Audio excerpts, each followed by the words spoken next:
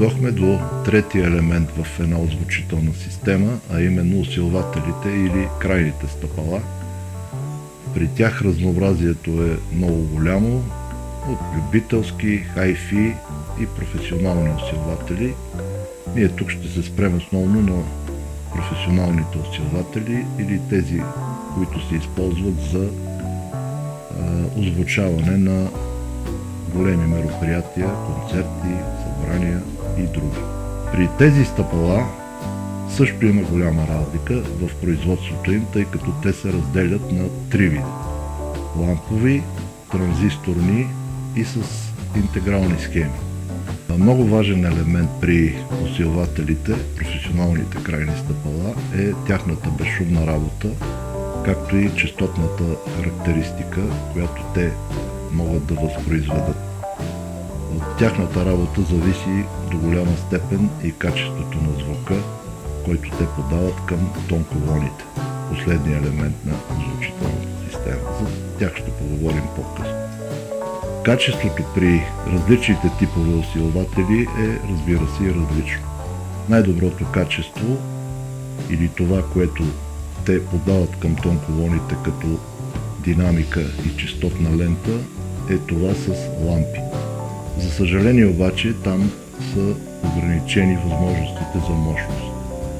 Ако ви прави впечатление, по всички рок концерти се използват така наречените лампови усилватели за инструменти, които обаче не могат да надвишат 150 Вт.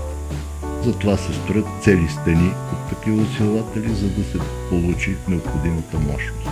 Има вече и съвременни технологии, които позволяват предусилването да е лампово, а крайното усилване да бъде транзисторно или с интегрални схеми. При тях, разбира се, качеството вече е по-лошо.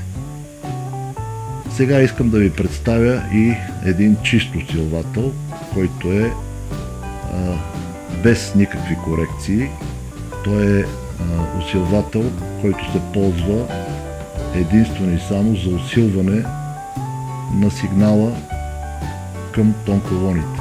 После ще ви покажа и усилватели, които са с вградени процесори. При тях може да се коригират много неща, но нека да се спрем първо на един модел, който да е чист усилвател или крайно стъпало.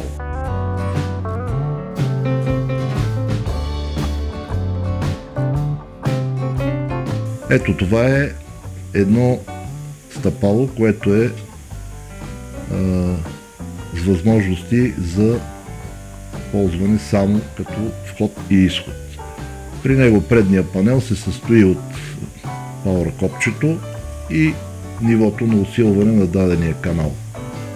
По-важното за него е от задната страна, където са входовете и изходите му.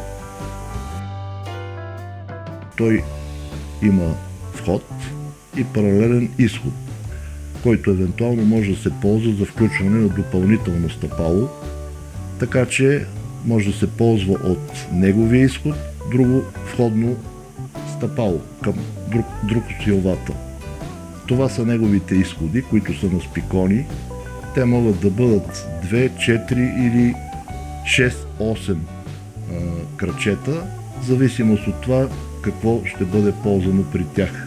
Много важно е да бъде охлаждано едно стъпало, затова тук има два вентилатора, които работят непрекъснато, тъй като мощността е доста голяма и загряването при тях е много сериозно. Усилвателът може да работи както в стерео режим, с определени изходни съпротивления, така и в бридж режим, което удвоява неговата мощност, но там вече не може да се ползва като стерео. Може да се ползва единствено като моноусилвател. Различните модели на усилватели имат естествено и различна мощност. Зависи пак от това за какво точно ще бъдат използвани. Много е важно да се спазват изходното съпротивление с входното съпротивление на тонколоните, тъй като това е от голямо значение за здравината и на усилвателя. В смисъл, ако той падне под определението за него, за дадения усилвател омове, той може да бъде даден на късо и да изгори. Същото се отнася и за тонколоните.